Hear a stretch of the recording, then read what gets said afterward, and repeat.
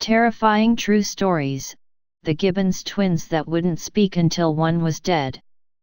It is said that twins often share a connection, not simply through their genes, but something more supernatural or spiritual, something that only they can explain. There's so many real-life stories on twins, both amazing and terrifying, and if you want a separate video on that, then post in the comments and I'll get right to it. This story, however, is more unnatural and frightening. June and Jennifer Gibbons were two British twins that were born in April 1963. They grew up in Wales and were known as the Silent Twins. They were the daughters of Caribbean immigrants Gloria and Aubrey Gibbons. As children, they spoke their own language using mannerisms, partial words, chirped and squeaked, all with meaning only to one another.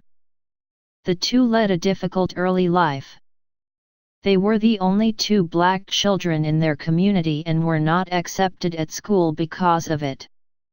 The world around them only rejected them, forcing them to further confide in one another, build their bond even stronger. Their language became even more unintelligible. Soon the twins only spoke to one another and their younger sister Rose. Despite being mute to everyone but each other, the two led imaginative lives within their room. A journalist of the Sunday Times in London, Marjorie Wallace, was a major factor in sharing the story of the twins and explained how the twins' room was full of beanbags and writings. The two were teaching themselves how to write using a mail-order course in creative writing. They engaged in writing several novels of women who had strange and criminal behavior. Their writing mirrored their own lives. The girls committed a number of crimes including arson and landed into the high-security Broadmoor Mental Hospital. The two refused to speak to authorities and were sentenced to a much lengthier than expected 14 years at the hospital. The two were subjected medications that affected their ability to think and concentrate, and yet they still refused to speak. The journalist Marjorie Wallace wrote that when she met them before their conviction, the two were moved over prison warders' shoulders like coffins. They refused to move for anyone. Whatever one did, the other would do as well. It was only when the journalist mentioned their writings that they acted like living people. The doctors reported that the twins exhibited disturbing behavior. Sometimes only one twin would eat for the day and the following day it would be switched. While being locked in cells in different parts of the hospital, both could be seen frozen, both in the same pose.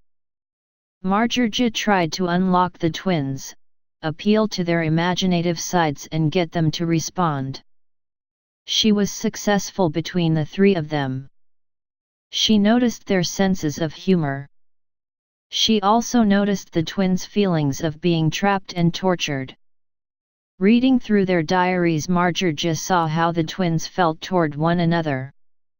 June wrote how nobody suffers the way I do, not with a sister, with a husband, yes, with a wife, yes, with a child, yes, but this sister of mine, a dark shadow robbing me of sunlight, is my one and only torment. Jennifer wrote, we have become fatal enemies in each other's eyes. We feel the irritating deadly rays come out of our bodies, stinging each other's skin. I say to myself, can I get rid of my own shadow? Impossible or not possible.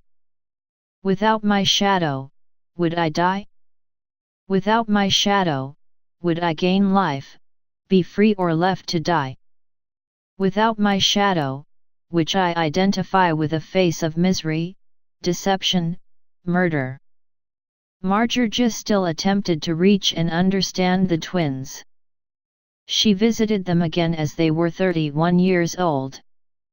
They were on track to be released from Broadmoor. During the visit, Jennifer explained that she had to die. The twins were quarreling within the hospital.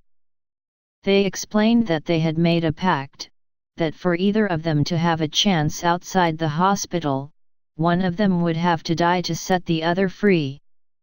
They passed a note to her that read, that too is your laughing, that too is your smiling, and now I'm dead, that too is your crying. Jennifer was very frail and thin at that point and looked afraid, where June looked determined.